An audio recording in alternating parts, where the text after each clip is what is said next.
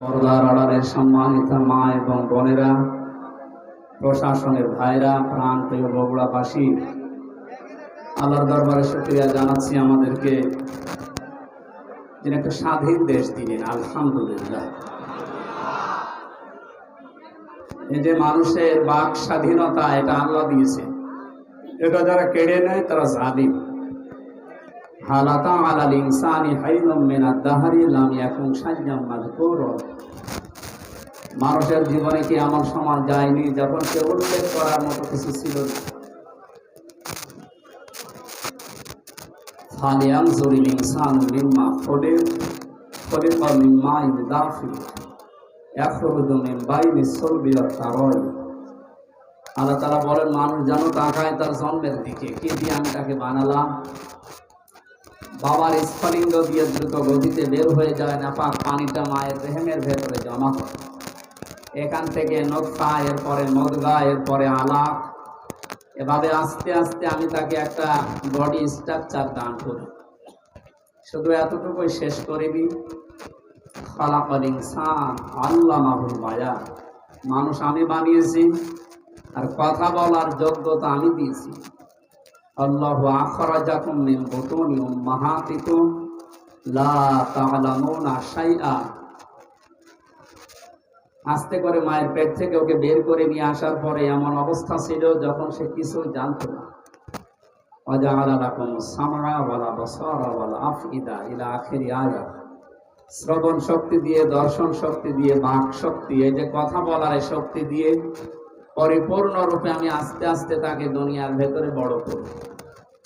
আমরা উল্লেখ করার মতো কিছু ছিলাম না, সেখান থেকে এখন আমি হামজা, কথা বলতে পারছি।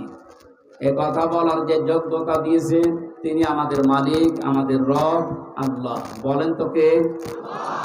তাহলে এই যে বাক শক্তি, কথা বলার যোগ্যতা আল্লাহ দিয়েছেন, এটা যারা 15.5 বছর কেড়ে নিয়েছিলেন, আমি বগুড়াতে বহুবার এসেছি, আমার কথা বলতে দেননি। আজকে আসেন তো সেই মানুষগুলো দেখি, মাইক কেড়ে নেন তো। মায়ের দুধ খেয়েছেন আমি দেখছি, আসেন মাইক কেড়ে নিয়েছি। যারা আলেমদের এই 15.5 বছর মাইক কেড়ে নিয়েছেন, কোরআনের কথা বলতে দেননি, আপনি মুসলমান নাম করলেও আপনি কাফের, কারণ ওটা কাফেরদের চরিত্র। কোরআন মানুষকে শুনতে না দেওয়া, এটা কাদের চরিত্র? আকাল আল্লাযীনা কাফারু লা তাসমাউ লিহাযাল কুরআন আলগাউ ফীহি লাআল্লাকুম তাগলিবুন। আল্লাহ তাআলা 1500 বছর আগে কাফেরদের চরিত্র দিয়েছেন। আবু জেহেল সংসদে পর্যন্ত এই আইন পাশ করেছিল, সব চলতে দাও, কোরআনের আলোচনা যেন মুহাম্মদ করতে না পারে, সেখানে করবে বাধা দাও। এই যে আলগাউ দিয়েছেন আল্লাহ, হট্টগোল বাঁধাও, ঢোল ডুগি তবলা বাজাও, পরিবেশ নষ্ট করে দাও, মানুষ যেন কোরআনের আলোচনা শুনতে না পারে। আলগাউ ফীহি লাআল্লাকুম তাগলিবুন। আশা করা যায় তোমরা গালেব হবে, বিজয়ী হবে, এ ধারণা কাফেরদের। কাদের? 1500 পরে দেখলাম এই ধারণা অনেক মুসলমানদের ভেতরে প্রবেশ করেছিল। ওরা মনেই করতো এই যে কোরআন শুনলেই বুঝি আমাদের চেয়ার নাকে আবার উল্টিয়ে যায়। কথা বলে না কেন? সুতরাং যে মানুষগুলো এই ধারণা নিয়ে, এই চিন্তা ভাবনা নিয়ে কোরআনে বাধা দিয়েছিলেন, আপনার আর আবু জেহেলের ভেতরে পার্থক্য এই শুধু নামের। কিসের পার্থক্য? নামে মানুষকে মুসলমান নিয়ে, মানুষকে জান্নাতে নিয়ে যেতে পারবে? বলেন। সুতরাং এতদিন যা করেছি, সরাসরি হয়তো কেউ বলেনি যে আমি কোরআন বন্ধ করে দেবো, কিন্তু এমন এমন পরিবেশ তৈরি করে দিয়েছে, 14 জায়গায় অনুমতি নেওয়া লাগতো। এই যে ভাইরা বসে আছে, জিজ্ঞেস করেন তো, ওনারা কোনোদিন চেয়েছে যে কোরআনের আলোচনা এদেশে বন্ধ হোক? ওনাদেরকে দিয়ে বন্ধ করতে বাধ্য করেছে উপরে অনেক জালেম এরম বসাছি।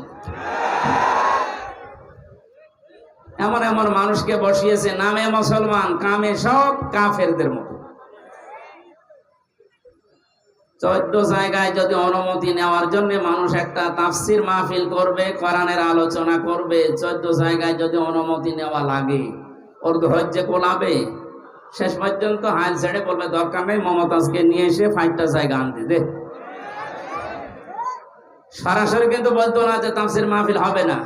এমন এমন সিস্টেম করে দিয়েছিল মানুষ যেন ও পথে না হাঁটে। এই সিস্টেম গুলো যারা করেছিল এরা কোরআনের ভাষায় কাফের। এরা কি বলেন? কাফের মারা গেলে জানাজা দেওয়া হয়, কবরে দেওয়া হয়, দোয়া করা হয়। এগুলো যদি মরে যায় আমার মনে হয় এদের জন্য এগুলো বন্ধ করে দেওয়া দরকার। কারণ ও এমনি জাহান্নামে যাবে, ও এমনিতেও জাহান্নামে যাবে। ও যাক, ওরে আরো লাথি দিয়ে ফেলে দিন যাক। সুতরাং এই পরিবেশ আল্লাহ আমাদেরকে এই যে কথা বলার বাক শক্তি যে আমাদেরকে দিলেন এবং এই কথা বলার যোগ্যতা যিনি দিয়ে পাঠালেন, এটা যারা বন্ধ করেছিলেন আল্লাহ রাব্বুল আলামিন তাদেরকে এখন সব জায়গা থেকে বন্ধ করে দিয়েছে। ইঁদুরের গর্ত এখন তাদের জায়গা নেই। দু একটা ওকে ঝুঁকি মারছে, ধরা পড়ছে। কথা বলছে না কেন? কোরআনের জন্য আল্লাহ দেশ এখন ওপেন করে দিয়েছে এবং কোরআন কায়েম হবে, এইটাই সামনে ফাইনাল ইনশাআল্লাহ। আমি কিছু কিছু জরিপ মাঝে মাঝে দেখি যে বিবিসি এরপরে আল জাজিরা, এগুলো বললে মানুষের মন খারাপ হয়। আপনাকে আমি আশা সঞ্চার করার জন্য বলছি। একটা জরিপ পেয়েছিলাম কিছুদিন আগে, 100 জনের 14 জন এখনো পর্যন্ত জালেমদের দোসর আছে এদেশে। 100 জনের 28 জন মানুষ এখনো পর্যন্ত শুধু খাওয়ার ধান্দায় আছে। 100 জনের 58 জন মানুষ চাইছে এদেশে আল্লাহর কালাম দিয়ে পৃথিবীটা চলুক। এই জরিপ আমি বানাইনি, যারা জরিপ করে তারাই জানিয়েছে। সুতরাং 100 জনের 58 জন যখন 1-1.5 মাসে তৈরি হয়ে গেছে, আশা করছি আল্লাহ এই দেশকে কোরআনের হাতে তুলে দেবেন ইনশাআল্লাহ। এই দৃশ্যটা যেন আমরা চর্মচোখে দেখতে পারি, সে আকাঙ্ক্ষা আল্লাহর কাছে করছি। আল্লাহ তুমি কবুল করো, আমিন। দরুদ আর সালাম পড়ছি আমাদের নবী মুহাম্মদ রাসূলুল্লাহ সাল্লাল্লাহু আলাইহি ওয়াসাল্লামের প্রতি। তাম পৃথিবীর সবাই এখন একটা জিনিস চাচ্ছে, শান্তি। কি বলেন তো? সবাই চায় শান্তি। যে জাতির লোককে জিজ্ঞাসা করেন সবাই শান্তি চাচ্ছে। আল্লাহ রাব্বুল আলামিন শান্তি নামে একটা নাম তিনি নিয়েছেন, সালাম। সালাম মানে কি? সেই সালামের পক্ষ থেকে যে ধর্মটা দুনিয়ায় এসেছে তার নাম ইসলাম। ইসলাম মানে শান্তি। ইসলাম মানে কি? এই আসল শব্দ সিলমন বা সালমন, সুখ শান্তির যে বিষয় আল্লাহ ইসলামের ভেতরে রেখেছেন। সুতরাং এদেশে আমরা 96% মুসলমান, অন্যান্য ধর্মের লোকেরা যারা আছেন 4%। সবাই যদি ইসলামকে নিয়ে আসতে পারি, কাঙ্ক্ষিত মানের শান্তি এদেশে আমরা দেখতে পারবো ইনশাআল্লাহ। এদেশে মসজিদ যেমন পাহারা দেওয়া লাগে না, 3.5 লাখের উপরে মসজিদ আছে, পাহারা দেওয়া লাগে? আরো জোরে বলেন। মসজিদ যেমন পাহারা দেওয়া লাগে না, ইসলাম এদেশে যদি এসে যায় মন্দিরও পাহারা দেওয়া লাগবে না। যে যার ধর্ম ওপেন ভাবে নিরাপত্তার সাথে পালন করবে, কোনো অসুবিধা নেই। অনেকের ধারণা এই যে ইসলাম আসলে আমি যে একটু লাল পানি খাই ওটা কি হবে, কোনো অসুবিধা নেই। অনেকে বলে যে আমি আকিস বিড়ি খাই, আজিজ বিড়ি খাই, এইটার কি হবে? আপনি মসজিদের ভেতরে যদি প্রবেশ করেন, মসজিদ এমন একটা জায়গা, সেখানে গেলে যদিও আপনার বিড়ি খেতে মনে চাচ্ছে খেতে পারবেন, যদিও ডাল বাবা খেতে মনে চাচ্ছে ওই পরিবেশে খেতে পারবেন, কারণ আপনার বিবেকে বাধা দেবে, কারণ ওই পরিবেশে ওইটা চলে না। কথা বলে না কেন? ওই জায়গাতে বিধান চলে কার? এই জন্য ওখানে প্রবেশ করলেই বলা লাগে আল্লাহুম্মা ফতাহ লি আবওয়াবা রাহমাতিক, হে আল্লাহ তোমার রহমতের যত দরজা, বাবের বহুবচন আবওয়াব বলা হয়, সব খুলে দাও।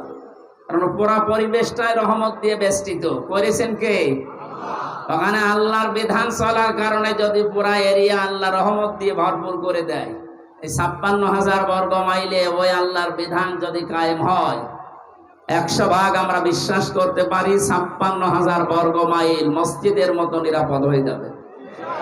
এরকম জায়গায় আপনার আর লাল পানি খেতে মনে চাইবে। কথা বলেন না কেন? এক লোক শোনার পরে বলেছিল, হুজুর জান্নাতে নাকি সব পাওয়া যায়, ওয়ালাকুম ফিহা মা তাশতাহি আনফুসুকুম ওয়ালাকুম ফিহা মা তাদদাউন।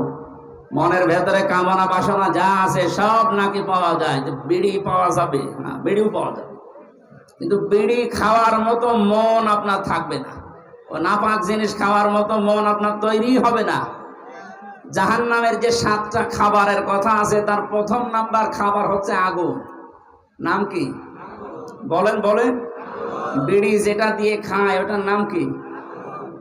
তা আপনি কি জাহান্নামের খাবার খেতে পারেন?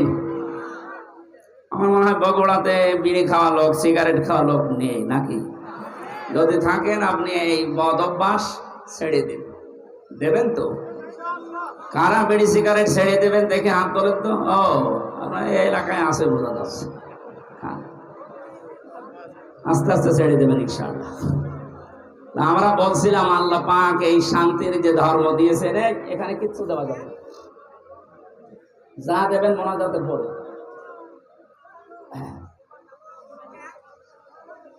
শান্তির জন্য আজ বিভিন্ন ধান্দা করা হচ্ছে, বিভিন্ন জায়গায় আমরা ধর্ণা দিচ্ছি।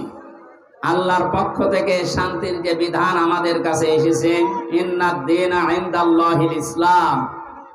পৃথিবীতে যদি কেউ শান্তি পেতে চায়, তার মনোনীত যে পাঠানো ইসলাম, এইটার কাছে আত্মসমর্পণ করা লাগবে। কথা বলেন না কেন? সুতরাং অপেন ভাবে বলছি, এদেশে যদি শান্তি, সর্বাত্মক ভাবে আমরা শান্তি, শাস্তি, নিরাপত্তা চাই, ইসলামের বিকল্প কিচ্ছু নেই। যত তন্ত্র মন্ত্র, যত বাদ আছে, সব আমাদের এই 53 বছরে দেখা হয়ে গেছে। এ কথা বলেন না কেন?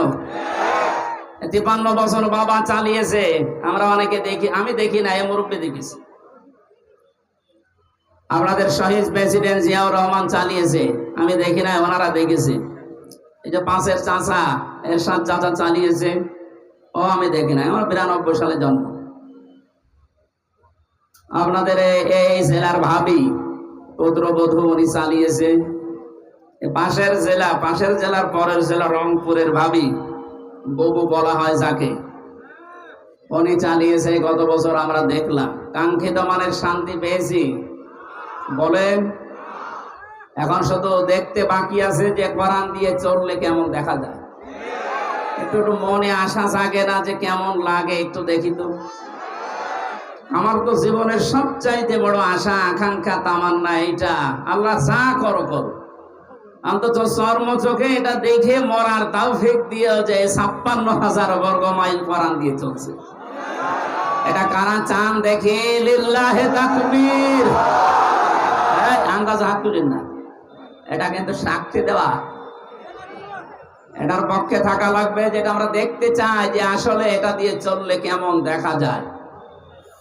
মক্কা মদিনায় আমি ছিলাম, আমি দেখেছি ওখানে 100 ভাগ এটা চলে না, 70 ভাগ আছে, তাই যে শান্তি পাওয়া যায়।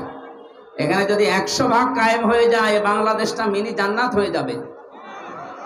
আরো জোরে বলেন। বাংলাদেশে জেনারেল যে দলগুলো আছে তাদেরকে বলছি, আমি আপনাদেরকে বাঁচাতে চাই, কারণ কোরআনের চোখ আপনার মুখে নেই, চোখে নেই, এই জন্য আপনি হয়তো অন্য কিছু দেখেন। সূরা নূরের ভেতরে আল্লাহ জানিয়েছেন, আল্লাযীনা কাফারু আ'মালুহুম কাসারাবিম বিকিআতি ইয়াহসাবুহু সামআনু মাআ হাত্তা ইযা জাআহু লাম ইয়াজিদহু শাইআ ইলা আখিরি আয়াত। কাফেরদের চিন্তা ভাবনা, ধারণা, বিশ্বাসে দূরে মরিচিকা মনে করেছিল এখানে পানি আছে মনে হয়।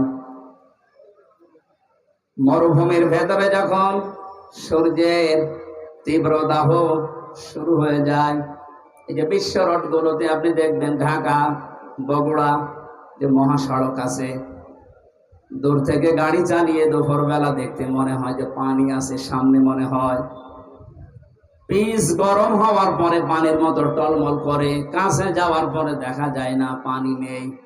পৃথিবীর কাফেরদের দৃষ্টান্ত আল্লাহ এইভাবে দিয়েছেন। আল্লাহর পাঠানো ইসলাম বাদ দিয়ে যত তন্ত্র মন্ত্র, যত ইসম, যত বাদ আছে, আমি নাম নিলাম না, সে যে বাদই হোক, সমাজবাদ বলেন, জাতীয়তাবাদ বলেন, ধর্ম নিরপেক্ষবাদ বলেন, যত বাদ আছে, তন্ত্র মন্ত্র আছে, এসব গুলোকে মানুষ মনে করে এর ভেতরে শান্তি আছে। কাছে যাওয়ার পরে দেখে না, এটা পানি না। এজন্য আমাদের উচিত হচ্ছে আপনাকে আমার সাবধান করা। আমি করলাম, জ্ঞানী মানুষ যদি হয়ে থাকেন, আপনি আশা করি বুঝে ফেলেছেন। এরপরেও যদি কেউ বলেন না আমি বুঝি না, আমি ভান ধরে আসছি, এদিকে আসেন। আল্লাহ আপনাকে সহজে এটা বোঝার তৌফিক দিন।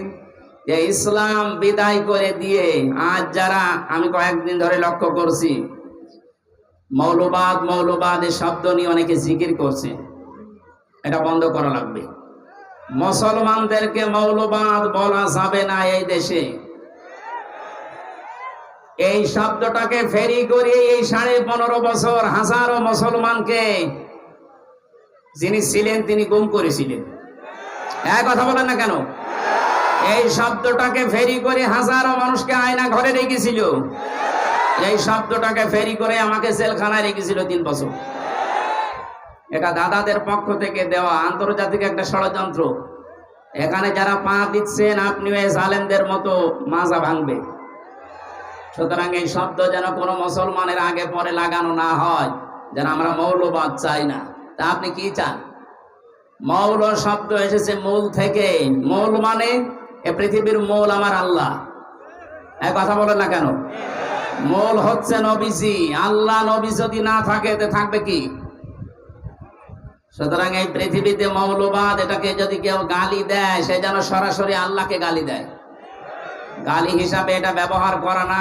এই ফেরি আর করা যাবে না। আপনি ষড়যন্ত্রে পা দিয়ে আবার না জানি কোন বিপদ ডেকে আনতে চাচ্ছে। বুঝে হোক না বুঝে হোক, এটা যদি কেউ করে থাকে, এই শব্দ যেন আর কারো মুখে আমরা না শুনি। কথা বুঝতেছে? গত 2 দিন দেখতে পাচ্ছি দিল্লি থেকে বিশ্বনবী মোহাম্মদ রাসূলুল্লাহ এবং তার জামাই হযরতে আলীকে নিয়ে ব্যঙ্গাত্মক করে কার্টুন ছাপিয়েছে, অপমান করছে। হঠাৎ করে কয় এতদিন তো আমরা কিছু দেখলাম না, হঠাৎ এখন এসা গান দিল মানে? এ সরসরি আপনাকে কে দিচ্ছে? বাংলাদেশে এখন ওনাদের দুর্গা পূজা শুরু হবে, একটা দাঙ্গা লাগানোর চেষ্টায় আছে। ওরা মনে করছে বাংলাদেশের মুসলমানেরা এই দৃশ্য থেকে যদি এই সংখ্যালঘু যাদের নাম বলা হয়, কিসের সংখ্যালঘু? এদেশে কোনো সংখ্যালঘু নেই, সবাই আমরা সংখ্যাগুরু। কথা বলেন? এদেশে জন্ম নিয়েছে যে সে এই দেশের মালিক। ওরা মনে করছে এই কথা তুলে দিয়ে এখন ওরা আলোচনা করবে, সমালোচনা করবে, শেষ পর্যন্ত কিছু মন্দিরে হামলা করবে না। আমরা অত পাগল না। এদেশে যারা মুসলিম সত্যিকার অর্থে, তারা মন্দির ভাঙা তো দূরের কথা, অন্যান্য ধর্মের দেবতাকে গালি দেওয়াও কোরআন নিষেধ করেছে।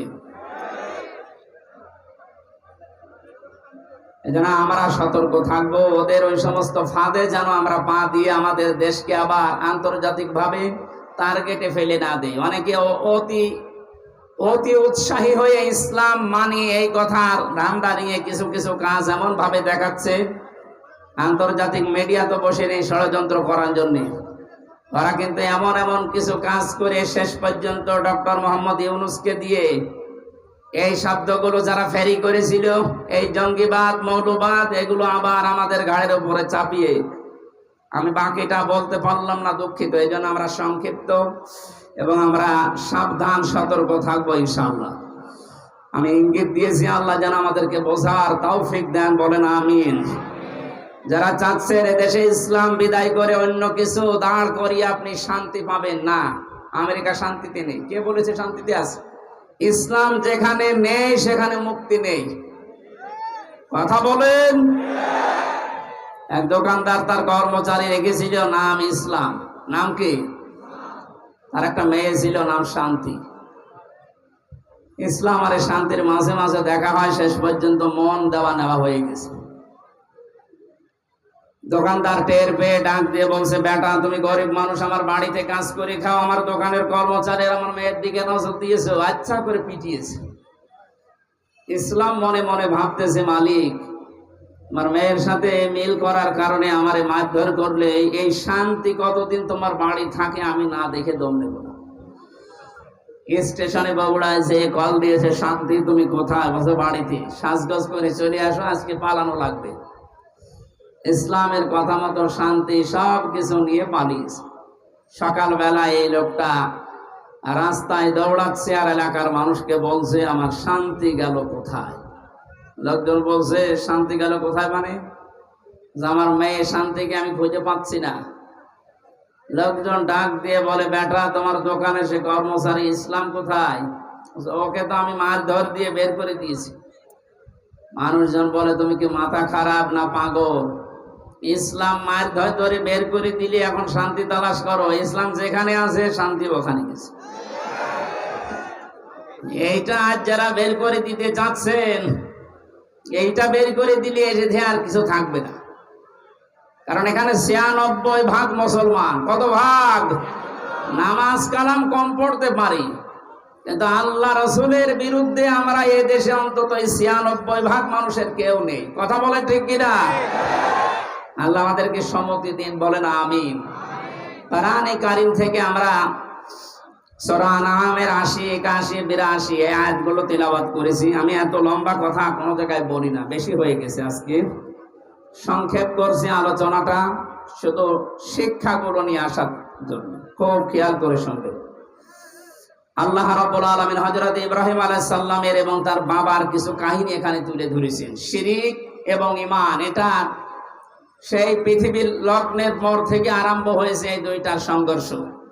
কোন মানুষ যদি শান্তি, স্বস্তি, নিরাপত্তা চায়, সে যেন তার বিশ্বাসের সাথে অন্য কিছুকে যোগ না করে। এটা যারা যোগ করেছে, যুগে যুগে তাদের শান্তি, স্বস্তি, নিরাপত্তা হারিয়ে গেছে। আর যারা তাদের ঈমানের সাথে জুলুমকে, শিরককে মিশ্রিত করেনি, আল্লাহ তাদেরকে শান্তিতে রেখেছে। যে মানুষগুলো আজ আল্লাহর বিধানের সাথে, আল্লাহর শক্তির সাথে, পাওয়ারের সাথে অন্য কাউকে শরিক করে বুক ফুলিয়ে বেড়ানোর চেষ্টায় আছেন, আপনি কি মনে করেন? আপনি বাতিলের পক্ষে, আল্লাহর বিরুদ্ধে অবস্থান নিয়ে কোনো ভয় নেই, চিন্তা নেই, আর আমি আল্লাহর পক্ষে অবস্থান নিয়ে ভয় করব, আপনি এই কথা মনে করেন? আল্লাহ ওইটা আমাদেরকে শুনিয়েছেন। রব্বুল আলামিন বলেন, কাইফা আখাফু মা আশরাকতুম ওয়া লা তাখাফুনা আন্নাকুম আশরাকতুম বিল্লাহি মা লাম ইউনাজ্জিল বিহি আলাইকুম সুলতানা।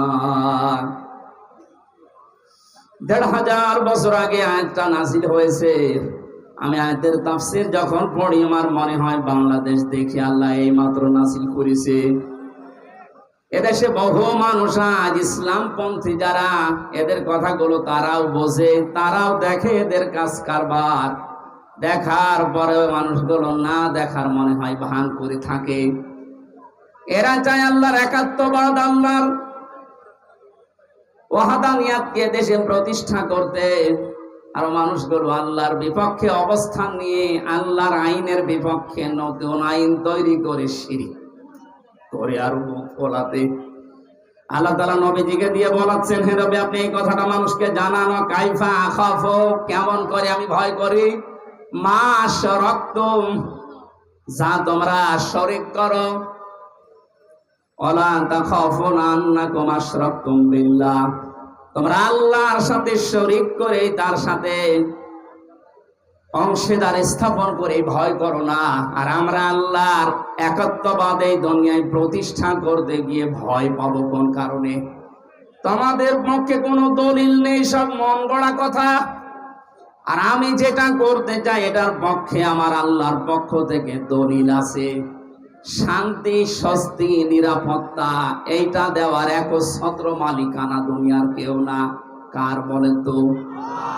ফাজ্জুল ফারিকাইনি আহাক্কু বিল আমনি, এই দুই দলের ভেতরে নিরাপত্তা পাওয়ার জন্য সবচাইতে বেশি হকদার কারা? ইন কুনতুম তা'লামুন, যদি তোমাদের জানা থাকে বলো দেখি। প্রশ্ন ছুড়ে দিয়ে আল্লাহ নিজেই জবাব দিচ্ছেন, আল্লাযীনা আমানু ওয়া লাম ইয়ালবিসু ঈমানাহুম বিযুলমিন উলাইকা লাহুমুল আমনু ওয়া হুম মুহতাদুন। এই পৃথিবীতে শান্তি, স্বস্তি, নিরাপত্তা, এই শব্দটা তাফসিরে বারবার আমি লেখা পেয়েছি, এজন্য উচ্চারণ করছি। তামাম দুনিয়ার মানুষ কিন্তু এইটাই চায় যে আমি শান্তিতে থাকতে চাই, আমি স্বস্তি চাই, আমি নিরাপত্তা চাই। আল্লাহ বলেন, এটা আমি শুধুমাত্র নির্ধারিত করে দিলাম তাদের জন্য যারা দুনিয়ায় ঈমান আনে। জোরে বলেন সুবহানাল্লাহ। প্রশ্ন আসতে পারে, আমার তো ঈমান আছে, তারপর আমি শান্তি পাই না কেন? না, ঈমান যদি কেউ আনে, পরবর্তী শব্দ হচ্ছে ওয়ালাম ইয়ালবিসু ঈমানাহুম বিজুলমিন, সেই লোকটা যেন তার ঈমানকে জুলুমের সাথে মিশ্রণ না করে। আজ এই 15.5 বছরের দিকে আমরা তাকিয়ে দেখছি, অনেক উন্নয়ন আমাদের চর্মচোখে দেখানোর চেষ্টা চালানো হয়েছে। মানুষগুলো ঈমানের সাথে জুলুমকে, শিরককে মিশ্রিত করার কারণে আল্লাহ শান্তি, স্বস্তি, নিরাপত্তা সব উঠিয়ে দিয়েছে। আমার কথার অর্থ বোঝেন? সুতরাং আমাদের ঈমান আছে, তখন আমরা শান্তি পাবো। যে সময় আমাদের ঈমানের সাথে নিরাপত্তা, স্বস্তি ফিরে আসবে, ওই সময় আমাদের ঈমানের সাথে যখন জুলুম মিশ্রিত না হবে। 15.5 বছরে যে প্রকার জুলুম হয়েছিল তার একটু বাস্তব উদাহরণে আয়না ঘরটা।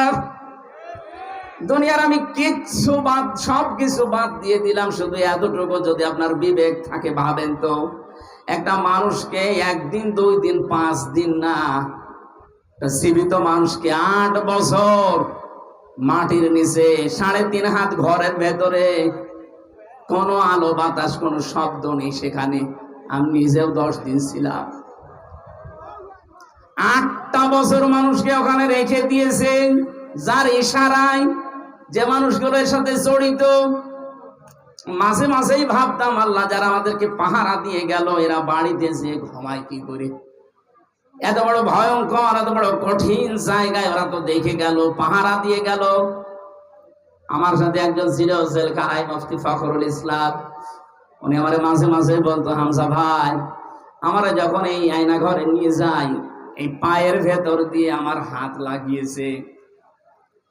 পায়ের ভেতর দিয়ে হাত লাগিয়ে সামনে যে লোহার রড দেওয়া ছিল, এই খাঁচা, লোহার এই খাঁচার সাথে হাত দিয়ে সামনে আমার তালা লাগিয়ে দিয়েছে। 1টা 2টা দিন না, 3 মাস একাধারে এইভাবে রেখেছে। তাও 24 ঘন্টা শুধু 1.5 মিনিট 2 মিনিট সময় দিত টয়লেট করার। খাবার যা দিত, মাঝে মনে হচ্ছে খাবার কেউ মাখিয়ে দিয়েছে।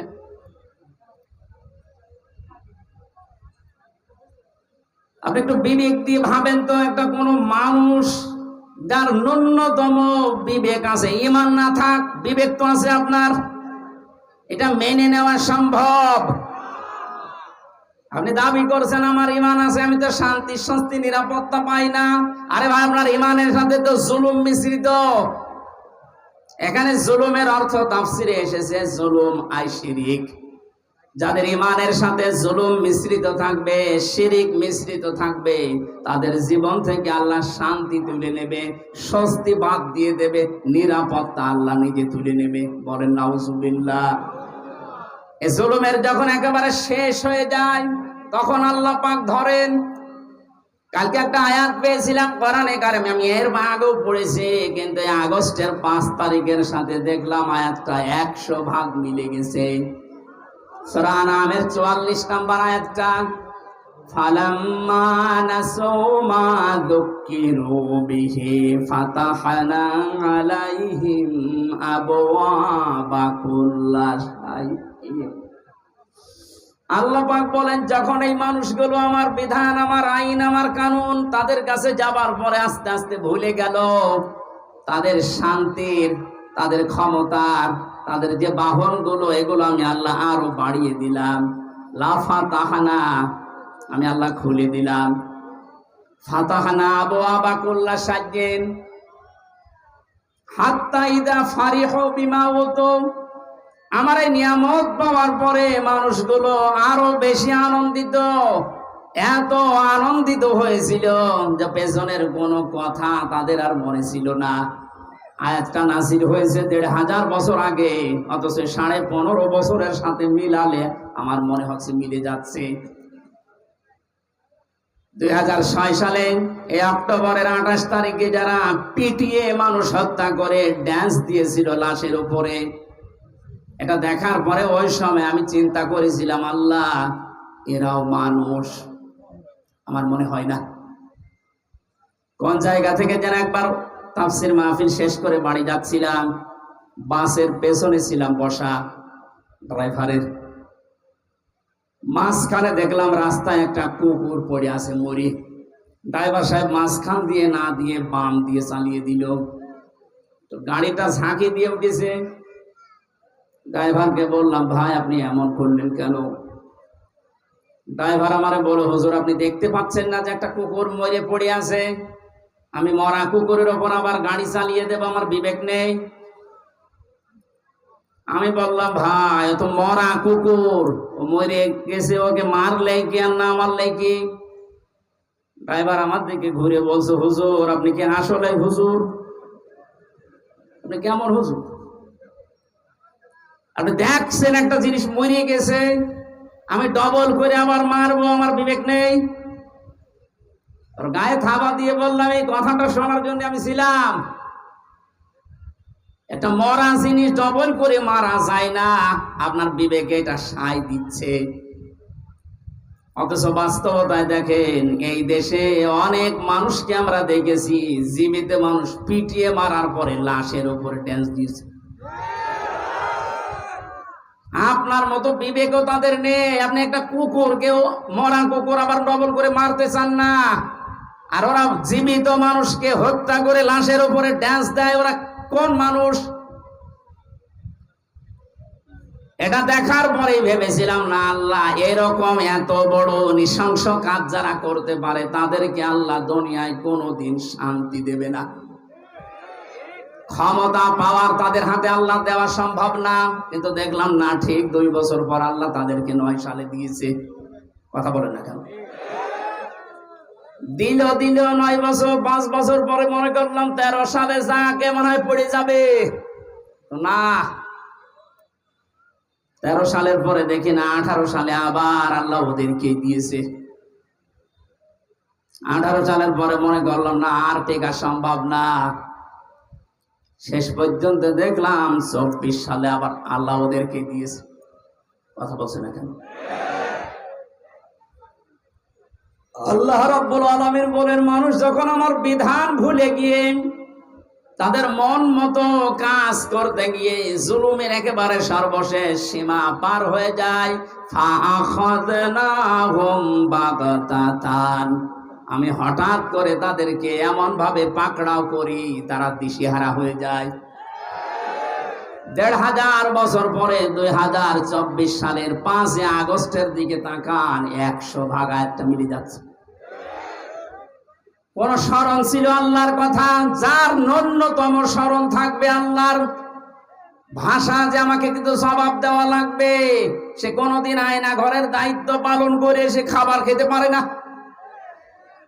জেলখানায় আমাদের সাথে দায়িত্ব যারা পালন করেছে তারাও যে বাইরে যে খাবার খেত কি করে, আমার বিশ্বাস হয় না। আলেমদের সাথে যা আচরণ করতো ভেতরে, অন্য মানুষের কথা তো বাদ দিলাম। আল্লাহর আয়াতগুলো, আল্লাহর বিধানগুলো পুরাটা ভুলে গিয়েছিল। ইন্নামা নুমলি লাহুম লিয়াজদাদু ইসমা, মানুষের পাপের বোঝা যখন পরিপূর্ণ হয়ে যায়, ওয়ালাহুম আযাবুম মুহিন, তখন আল্লাহ অপমানজনক শাস্তি তার উপর ফেলে দেয়। এত অপমান আল্লাহ পৃথিবীর ইতিহাসে কাউকে করেছে বলে আমার মনে হয় না। সে অপমান করেছে কালামানিককে। কলার পাতায় শুয়েছে, বিসি উড়ে গেছে। কথা বলে না কেন? আমার তো 1500 বছরের ইতিহাস আমি যতটুকু পড়ি, কাউকে এত বড় অপমান করেছে বলে আমার মনে হয় না। এর চাইতে আল্লাহ কি করবে? 3 বছর জেল খাটা সহ, আয়না ঘরে 10 দিন থাকা সহ যত কষ্ট এই 15.5 বছরে পেয়েছি, একদিনে আমার মন শান্ত হয়ে গেছে যখন দেখেছি কালামানিকের বিচি উড়ে গেছে। আমার আর কিচ্ছু চাওয়ার নেই, আল্লাহর কাছে সব চাওয়া শেষ। আয়াতের পরবর্তী শব্দ হচ্ছে, ওরা যখন হতাশ হয়ে পড়ে আকস্মিক ভাবে আল্লাহ ধরেন। আল্লাহ সময়ও দেননি, এমন ভাবে ধরেছে দুপুরের খাবার খাওয়ার সময়ও পায়নি। এই কথা বলে না কেন? আমি আল্লাহ নিজে জালেমদের শিকড় কেটে দেই। আল্লাহ কেটে দিয়েছে, এর বাস্তব প্রমাণ এই বাংলাদেশ। কোন জালেমের এখন ক্ষমতা আছে মাথা ছাড়া দিয়ে ওঠা? শয়তান শয়তানি করার জায়গা পাচ্ছে না, মাঝে মাঝে ওই দেশ থেকে কল রেকর্ড ফাঁস করছে। মনে করছে দেশের মানুষ বোকা, কিছু বোঝে না। আরে ভাই, নিজে কল করে একজনকে দিয়ে, নিজে রেকর্ড করে, নিজে আবার কথাবার্তার ওগুলো মানুষের কাছে পাঠায়। এই ধান্দাবাজি, এই প্রতারণা কিন্তু এদেশের মানুষ বুঝে ফেলেছে। আপনি যার সাথে মোবাইলে কথা বলছেন, কোন নাম করা মানুষের সাথে তো কথা বলতে দেখি না। কোথায় কোন পাড়া গায়ে কোন কে, তার পরিচয় কেউ জানে না। তার সাথে আগে থেকে লিঙ্ক করে কথাগুলো কি বলা লাগবে সব সেট করে রাখে। ওই কথাগুলো নিজে 3-4 মিনিট বলার পরে ওইটা আবার এডিটিং করে কল রেকর্ড ছেড়ে দিচ্ছে, মানুষ যেন ভয় পায়। গোপালগঞ্জে সেই দিন শুনলাম এক লোকের জন্মদিন নাকি পালন করতে দেয়নি। যারই হোক, এই জন্য ওসি সাহেব যারা জন্মদিন পালন করার জন্য গেছে তাদেরকে নিষেধ করেছে, না, এই জন্মদিন পালন করা যাবে না, কারণ এটা ইসলামের নেই। কারো জন্মদিন মৃত্যুদিন পালন করা লাগবে, ইসলামে আছে? ওসি সাহেব আল্লাহর ঘোষণা রসুলের ঘোষণা অনুযায়ী কাজ করেনি। এটা দেখলাম উনি ওখানে জানাচ্ছে মায়ের কাছে যে মা এই হচ্ছে। উনি ওখান থেকে বুদ্ধি দিচ্ছে, ওসি সাহেবের নাম লিস্ট করে রাখো, আমি যদি কোনোদিন আসি ওকে আমি দেখে নেব, তুমি আসো। বড় আশা করে আছে যে উনি চট করে ঢুকে পড়বে আর দেশের মানুষ ফট করে আয়না ঘরে ঢুকিয়ে দেবে। আমার যতটুকু বিশ্বাস, এই দেশের 18 কোটি মানুষ যদি ওনাকে মাফ করে দেয়, ব্যারিস্টার আরমানের বউ জীবনও মাফ করবে না। আমার ওই ছোট মেয়ে ফারিহা জান্নাত তো মাফ করবে না। কোন অপরাধ ছিল ওর? আমার তো কয়েকদিন আগে দেখলাম মামলাগুলো সব খালাস করে দিয়েছে। তার মানে বিচারক কর্তৃক, আদালত কর্তৃক প্রমাণিত যে আমার কোনো দোষ নেই, যে মামলা দিয়েছিল আমি নির্দোষ। আমি চাই এই দেশে যে মানুষগুলোকে দিয়ে জুলুম করানো হয়েছে, মামলার আয়ু থেকে শুরু করে একেবারে ওই পালানো পর্যন্ত, যারাই জড়িত ছিল, এ দেশের 1 লাখের উপরে মানুষ এখন জেলখানায়। তার 100 জনের 70 জনই কিছু জানে না, আন্দাজে জেল কাটতেছে।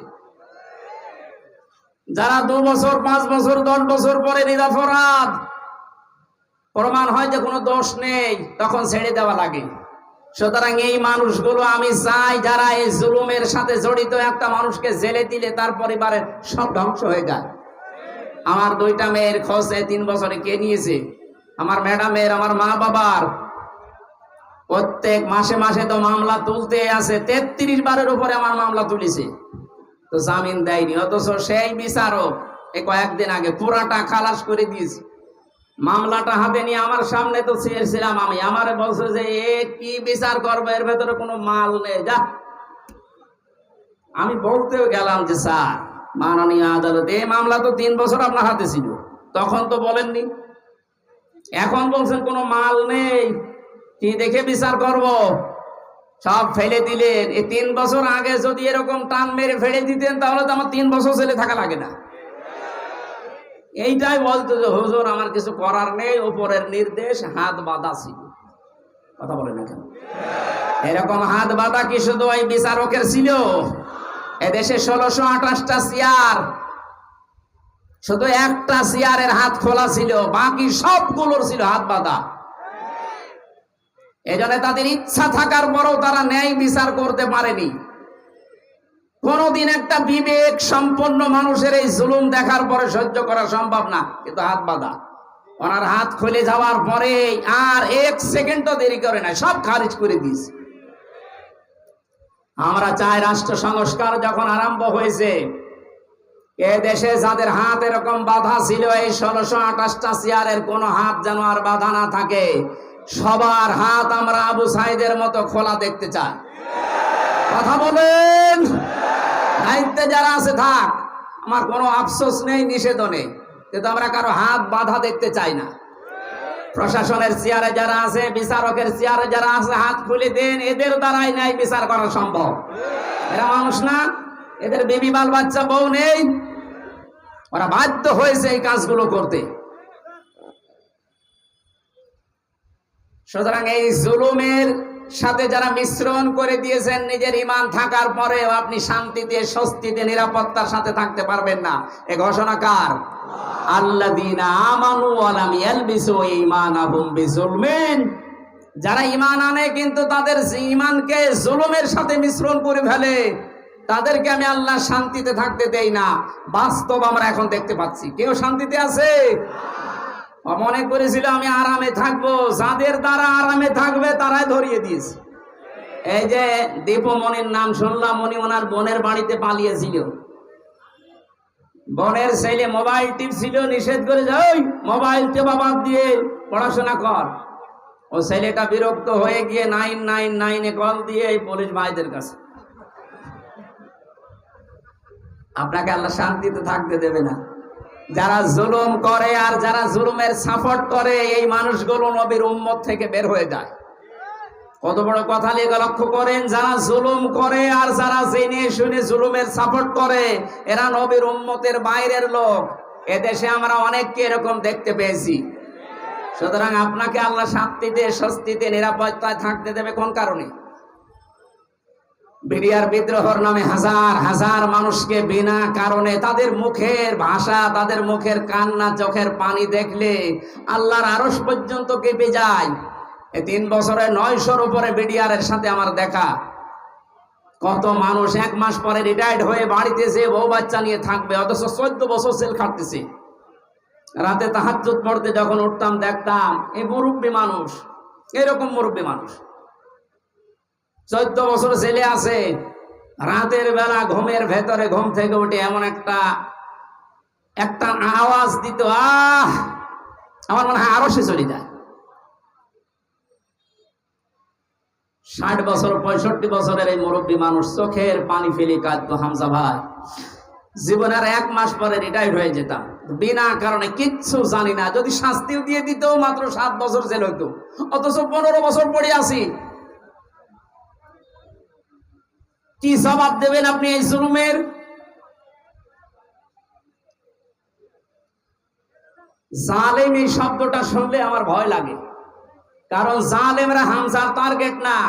আমির এই জামাত ডাক্তার শফিকুর রহমান ঘোষণা দিয়েছেন আমরা মাফ করে দিলাম, কিন্তু ভিকটিম যারা জুলুমের শিকার, তারা যদি কিছু করে আমরা কিছু বলতে পারবো না, কারণ তারা এই জালেমরা আল্লাহর মামলার আসামি। জালেমরা মামলার আসামি কার? এটা তো আমি বানালাম নাকি? সূরা শুরা 42 নম্বর আয়াত, 25 নম্বর পারা, 6 নম্বর পৃষ্ঠার 13 নম্বর লাইনে আছে। আমি যত তাফসীর পড়েছি বিশ্ববিদ্যালয়ে থাকাকালীন, সব মুফাসসির আয়াতের ব্যাপারে একমত। খুব ভালো করে শুনেন। ইন্নামাস সাবিলু আলাল্লাযীনা ইয়াযলিমুনান নাস। অবশ্যই আমি আল্লাহ মামলা দায়ের করব। এই এদিকে তাকা। অবশ্যই আমি আল্লাহ মামলা দায়ের করব তাদের বিরুদ্ধে যারা মানুষ হয়ে মানুষের উপরে জুলুম করেছে। এই আয়াতটা বাংলাদেশের সাথে মিলান। আমার তো মনে হয় অনেকের জীবনে এটা মিলে যাচ্ছে। কোন কারণে কিচ্ছু জানে না, লোকটা ঘুমিয়ে আছে ঘরে, ঘুম থেকে উঠে যাচ্ছে জেলখানায়। কি গো তুই গাছ কেটেছিস, অথচ গাছ কাটা কি ও কিছুই জানে না। এরকম মিথ্যা মামলা দেশে ছিল না? আরো আসতে বলেন। এই বিষয়গুলো আমি নিজে জানতাম না, জেলখানায় 3টা বছরে ধাপে ধাপে দেখেছি, তাই বলছি। বললাম না 100 জনের 70 জন মানুষ অন্তত কিছুই জানে না। জেলে ঘুমিয়ে আছে, পরের দিন আবার ঘুম ভাঙার পরে কোথায় গো? বাড়িতে। কেন? কিছুই জানে না। মাঝখান থেকে পরিবারের কাছ থেকে 1.5-2 লাখ টাকা নিয়ে আল্লাহর ওলি জামিন করিয়ে দিয়েছে। এই জুলুমের শেষ কোথায়? আপনি কি জবাব দেবেন আল্লাহর কাছে? এখানে জালেমদের কোন সম্পদ আল্লাহ দুনিয়ায় কাজে লাগাতে দেয় না। তার বাস্তব প্রমাণ এই দরবেশ কত টাকার মালিক ছিল আপনি হিসাব করতে পারেন? কি হয়েছে তার টাকাগুলো? এখন শানের উপরে ঘুমানো লাগে। আমাদের যেখানে রেখেছে 3টা বছরে এই মাটির উপরে, শানের উপরে, এখন তার ওই জায়গায় থাকা লাগছে।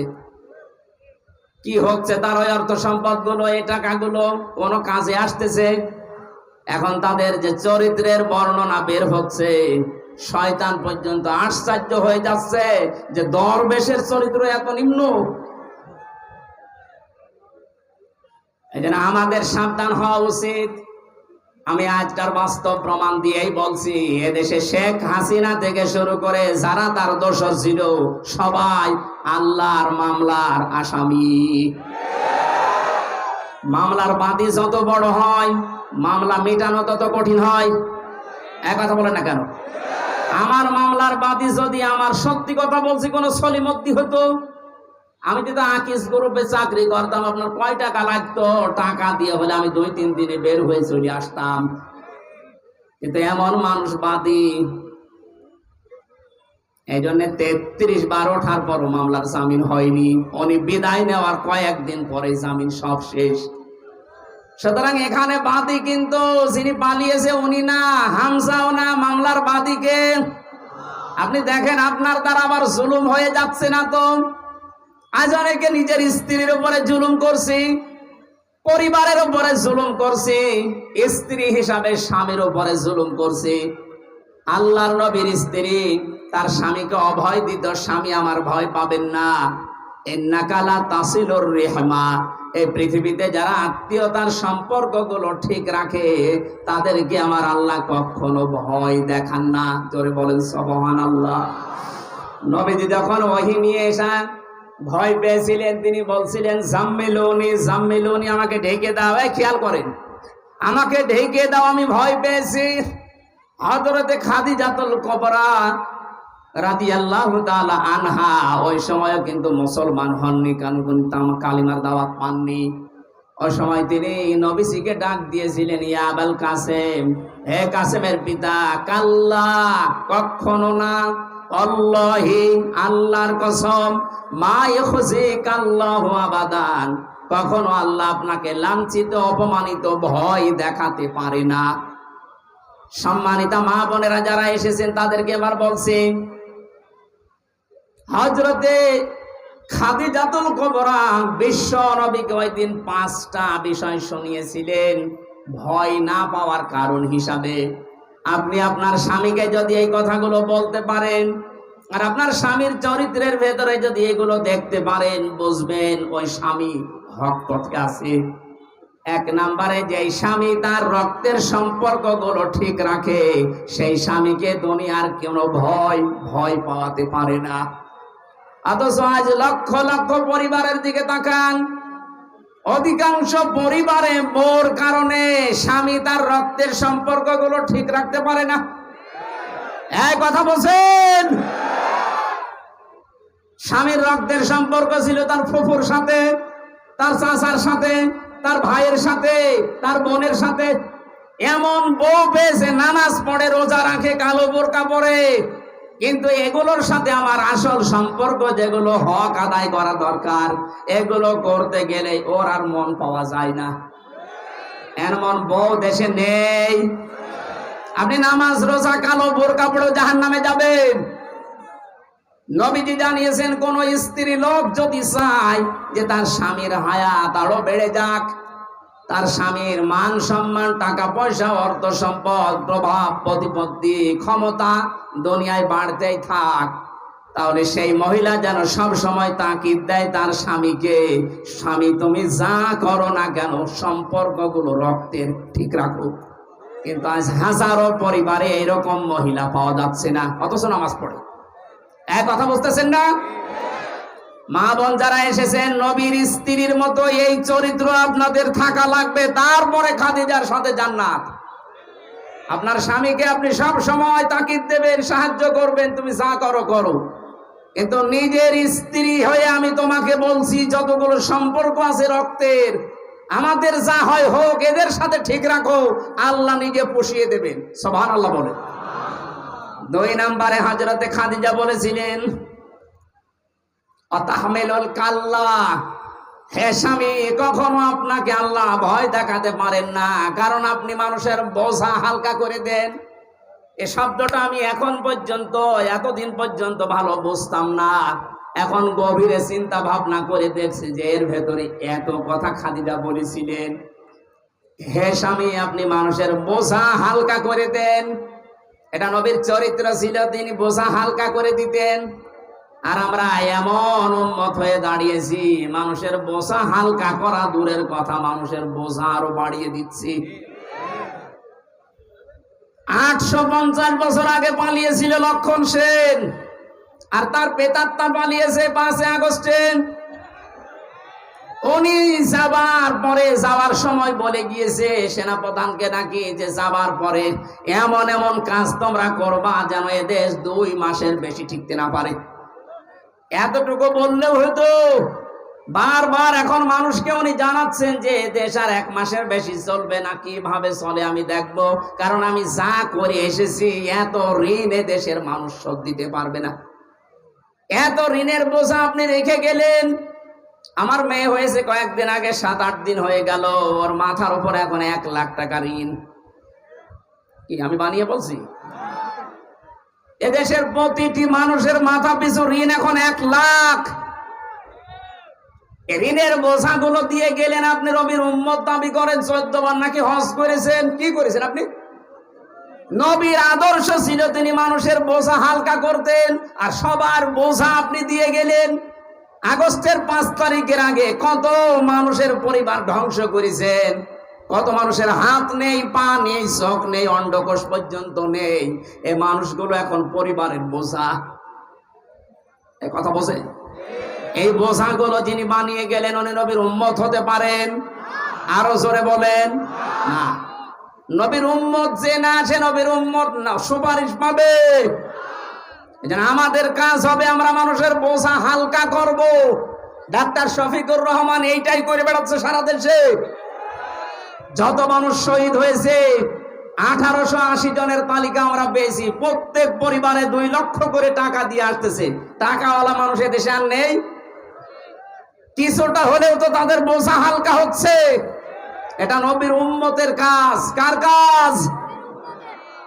যারা মানুষের বোঝা হালকা করে দেয় তাদের ভয় আল্লাহ দূর করে দেয়। এই জন্য ওনার কোনো ভয় আছে? আমার সাথে ছেলে 4 দিন ছিল, আমি দেখেছি লোকটার কোনো ভয় নেই, নির্ভয় বানিয়ে দিয়েছে আল্লাহ। ওনার তাওয়াক্কুল, ওনার ইখলাস এত উপরে। অনেকে বাইরে থেকে উল্টাপাল্টা মন্তব্য করে, আরে বেটা কাছ থেকে দেখেছিস তার আমল। আমার মতো যুবক মানুষ, 33 বছর বয়স আমার, আমি 1.5 পারা 2 পারা কোরআন পড়তে গেলে নামাজে দাঁড়িয়ে পা লেগে যায়। আর ওনার এক একটা সেজদায় দেখতাম তাহাজ্জুদের নামাজে 40-45 মিনিটে 1 ঘন্টা কাটিয়ে দিচ্ছে। আপনি সমালোচনা করেন বাইরে বসে বসে। সারা দেশের মানুষের ভেতরে একটা মহব্বত আলাদা ভাবে আল্লাহ ওনার প্রতি তৈরি করে দিয়েছে। এমনি এমনি না। 15.5 বছর তো খেদমত করার নাম নিয়ে, তার উপর তো মানুষের মহব্বত নেই, আরো যত ঘেরা জন্মিয়েছে। কারণ মানুষের বোঝা তিনি তৈরি করে দিয়েছেন এই দেশে। আর ইনি চেষ্টা করছেন মানুষের বোঝা যেন হালকা করা যায়। এক কথা বলেন না কেন? দলমত নির্বিশেষে আমাদের উচিত হবে নবীর উম্মত হিসাবে যদি দাবি করি, মানুষের বোঝা যেন আমরা হালকা করে দিতে পারি। বলেন আমিন। কত রকমের বোঝা আজ দিয়ে গেলেন। আমার তো বোঝা ছিল পরিবারে। 3টা বছর ওরা কি খেয়েছে না খেয়েছে আমি কিছুই জানি না, কারণ আমি যোগাযোগ বিচ্ছিন্ন ছিলাম। আমার ফাঁসির কন্ডেম সেলের ভেতরে পুরাটা যোগাযোগ বিচ্ছিন্ন করে রেখে দিয়েছে, কেউ কথা বলতে পারবেন না।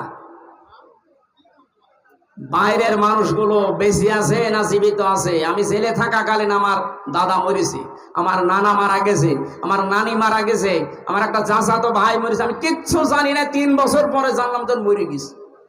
আপনি কোন কারণে কষ্টটা দিলেন? কি অপরাধ করেছিলাম আমি? কোরআনের কথাগুলো সঠিকভাবে তুলে ধরতাম, এইটাই আমার অপরাধ। অথচ আপনি এমন এমন মামলা আমার নামে দিয়েছে, শয়তানও বিশ্বাস করে না।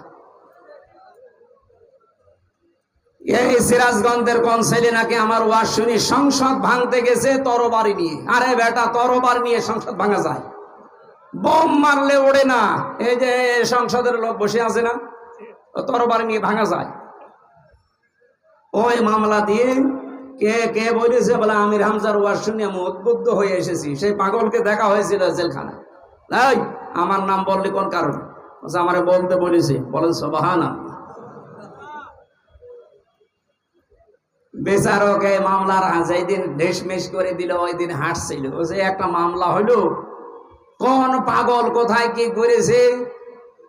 আমি যে এই কথা আপনি এই 3 বছর পরে বললেন, এটা যদি সেই প্রথম যখন মামলা উঠেছিল 7-8 দিন পরে ওই সময় বলে দিতেন যে না এ মামলার কোনো ভিত্তি নেই, 3টা বছর আমার বাইরের জীবনে থাকা লাগতো, এই ভেতরে থাকা লাগতো না।